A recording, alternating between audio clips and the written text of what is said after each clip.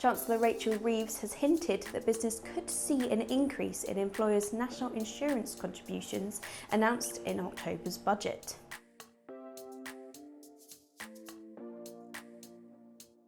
My name is Robin Moore and welcome to this week's episode of Tax Tidbits, where Rachel Reeves clarified at the International Investment Summit that Labour's pledge to not increase national insurance on working people related to employees and not employers.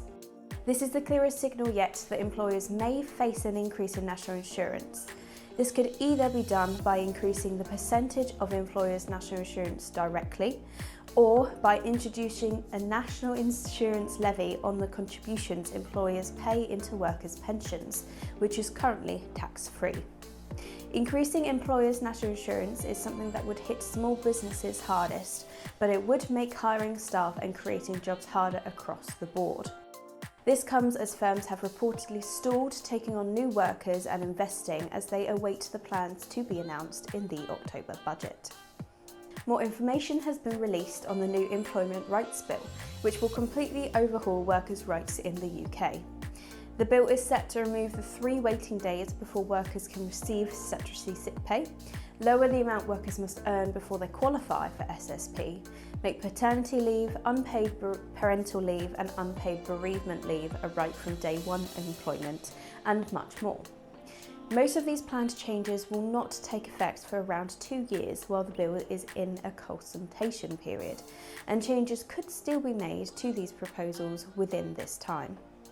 UK inflation dropped unexpectedly to 1.7% in September, the lowest in over 3 years, thanks to cheaper flights and petrol. This is below the Bank of England's 2% target, meaning interest rates are likely to be cut again next month.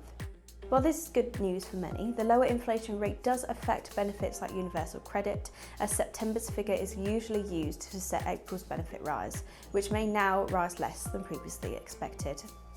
Anyone claiming for work-related expenses through their tax code will now have to fill out a P87 form and provide proof to show HMRC they are eligible, such as receipts or mileage logs.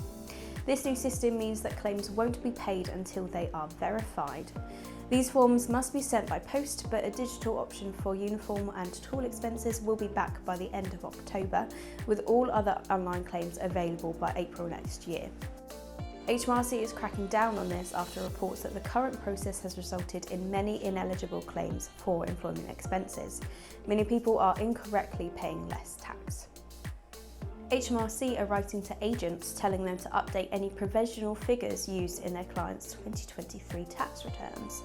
They have just 3 weeks to respond to these letters and arrange for the returns to be updated with actual figures. Provisional figures are often used for foreign income, partnership income or estate income if the actual figures are not known before the tax return deadline. While the letter is not a formal investigation, there may be penalties if the returns are not corrected. Taxpayers are not being contacted by HMRC directly about this, but if you know your tax return included provisional figures, you may want to contact your accountant. And there you have it. That brings us to the end of this week's episode of Tax Tidbits.